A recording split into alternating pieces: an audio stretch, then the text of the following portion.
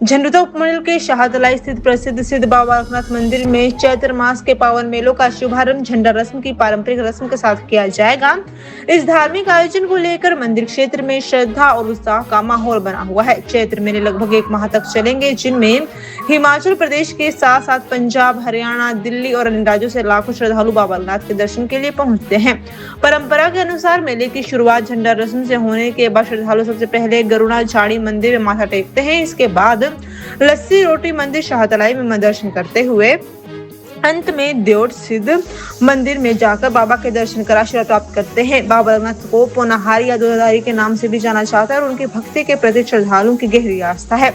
मंदिर न्यास और स्थानीय प्रशासन द्वारा मेलों के सफल आयोजन के लिए सभी आवश्यक तैयारियां पूरी कर ली गई है। श्रद्धालुओं की सुविधा को ध्यान में रखते हुए पेयजल, ठहरने और अन्य व्यवस्थाओं पर विशेष ध्यान दिया गया है। बिलासपुर के पुलिस अधीक्षक संदीप धवल ने बताया कि मेले के दौरान सुरक्षा व्यवस्था को लेकर व्यापक प्रबंध किए गए हैं। मेला क्षेत्र में 24 घंटे पुलिस तैनात रहेगी और एक कंट्रोल रूम भी स्थापित किया गया है। इसके अलावा यातायात व्यवस्था, पार्किंग और भीड़ प्रबंधन को सुचारू बनाए रखने के लिए विशेष इंतजाम किए गए हैं ताकि श्रद्धालुओं को किसी प्रकार की असुविधा न हो। चैत्र मेला बाबा बालकनाथ की भक्ति और चमत्कारों के कारण उत्तर भारत में विशेष प्रसिद्धि रखता है। मेले को लेकर शाहतलाई में अन्य राज्यों से श्रद्धालुओं का पहुंचना भी शुरू हो गया है और पूरे मेले के दौरान क्षेत्र में धार्मिक वातावरण बना रहेगा। बिलासपुर में शाहतलाई में स्थित बाबा बालकनाथ धर्मस्थली में चैत्र मास के मेलों का जो आयोजन है ये कल से शुरू होने जा रहा है।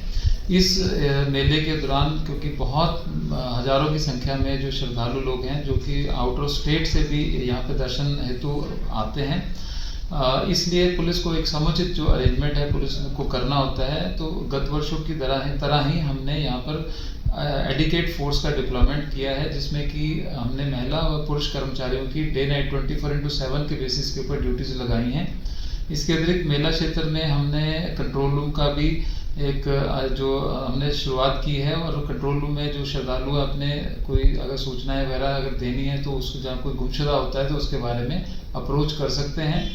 क्योंकि इस मेले के दौरान बहुत सारे श्रद्धालु जो आउट ऑफ स्टेट से आते हैं तो अक्सर ये देखा जाता है कि वो लोग बहुत प्रकार की ट्रैफिक वायलेशंस जैसे triple riding, not wearing helmets on 2 wheelers, मतलब इस तरह की वायलेशंस सामने आती हैं। और इसके अतिरिक्त जो ओपन व्हीकल्स हैं जैसे कि ट्रालियां हैं, जहाँ ट्रक्स हैं, उसके बीच में श्रद्धालु जो बैठ के आते हैं जो कि हाईली अनसेफ है और कई बार किसी प्रकार की दुर्घटनाओं को भी अंजाम हो जाती हैं इसमें। तो मेरी ये सभी श्रद्धालुओं से एक अपील रहेगी कि कृपया आप लोग आप इस जो दर्शन हेतु जब आ रहे हैं तो आप यातायात नियमों का पालन करते हुए प्रॉपर आप अपने सेफ्टी गैजेट्स, हेलमेट्स या सीट बेल्ट को पहन के आप गाड़ियां चलाएं। और जो जहाँ यथासंभव हो सके तो आप ये जो ओपन व्हीकल्स हैं जैसे ट्रालियां हैं, जहाँ जो ट्रक्स हैं, इनमें ट्रैवल ना करें क्योंकि ये कानूनन तौर पे गलत है और पुलिस भी इनके ऊपर प्रॉपर कार्रवाई करते हुए चालान्स भी करेगी और लीगल एक्शन भी इनिशिएट करेगी।